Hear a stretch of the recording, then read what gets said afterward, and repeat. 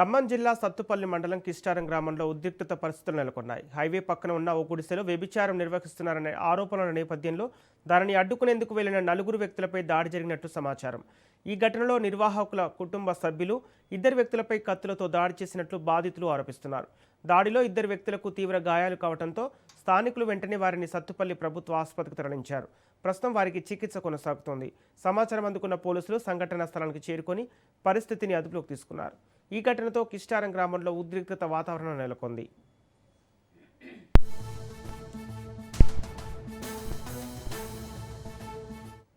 ఇదే అంశానికి సంబంధించి పూర్తి డీటెయిల్స్ మా ప్రతినిధి ఉపేందర్ అందిస్తారు. ఉపేందర్, ఖమ్మం జిల్లా సత్తుపల్లి మండలం కిస్టారం గ్రామంలో ఉద్రిక్తత పరిస్థితులకు గల కారణాలేంటి?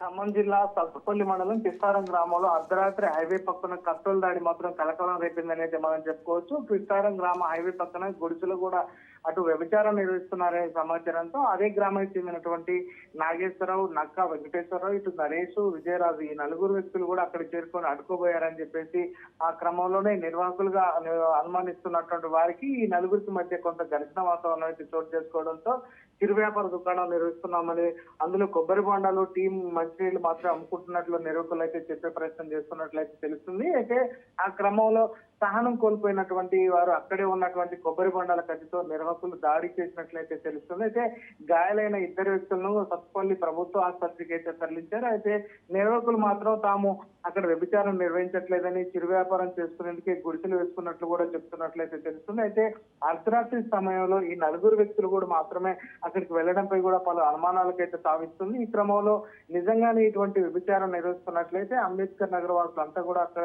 మూకుమ్మడిగా అక్కడికి వెళ్ళాలి కదా అనే ప్రశ్నలు కూడా తలెత్తుతున్నాయి. ఏదేమైనా ఆ పెనుగునాట్లో జరిగినటువంటి ఈ దాడిలో అటు ఏదైతే 2 వ్యక్తులకు గాయాలు కావడంపై కూడా స్థానికుల ద్వారా సమాచారం అందుకున్నటువంటి పోలీసులు కేసు నమోదు చేసుకుని అయితే దర్యాప్తు చేస్తున్నారు. ప్రస్తుతం గాయపడ్డ వారిని మాత్రం అటు చికిత్స అందిస్తున్న పరిస్థితి అయితే ప్రధానంగా కనిపిస్తుంది. సంపత్. Thank you Upender.